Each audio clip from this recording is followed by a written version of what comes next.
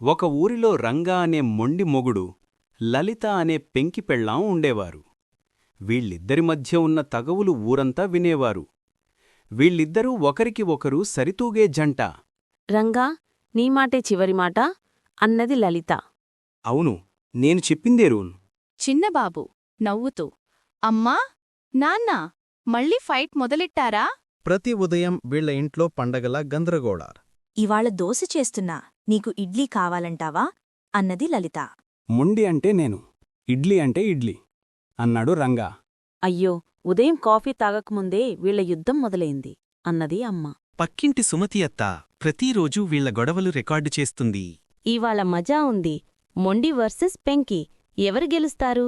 అత్తగారు, మీరు కూడా రూల్ జడ్జి కదా. రంగతల్లి తట్టుకోలేక ప్రణాళిక వేసింది. ఇవాళ వీళ్లకు బుద్ధి చెప్పాలి. ఇద్దరినీ కూర్చోపెట్టి మాట్లాడాలి. మాటలతో కాదు, అనుభవంతో నేర్పాలి. తర్వాత రోజు లలిత అన్నది, నువ్వు నా పనులు, నేను నీ పనులు చేస్తా. రంగా షాక్తో, అంటే నేను బట్టలుతకాలి?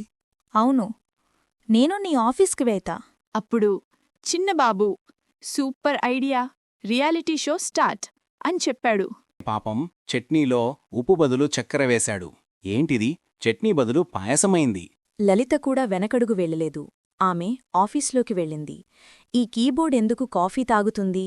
మేడం, అది ల్యాప్టాప్ కాదు, ప్రింటర్ అనగానే ఆఫీస్లో ఉన్నవారంతా నవ్వుతారు. సుమతి అత్త ఈ దృశ్యం చూసి నవ్వుతూ వీడియో తీస్తుంది. ఇది యూట్యూబ్లో పెట్టాలి. మొండి మొగుడు కుకింగ్ ఫెయిల్.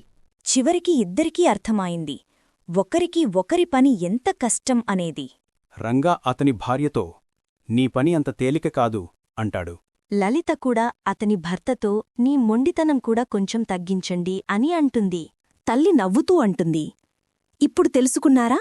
జీవితమంటే సహకారం. తగవులు స్పైస్ లాంటివి, కాని ప్రేమే మెయిన్ డిష్. ఇక కుటుంబమంతా నవ్వుతారు. తగవులు తగ్గించు, నవ్వులు పెంచు.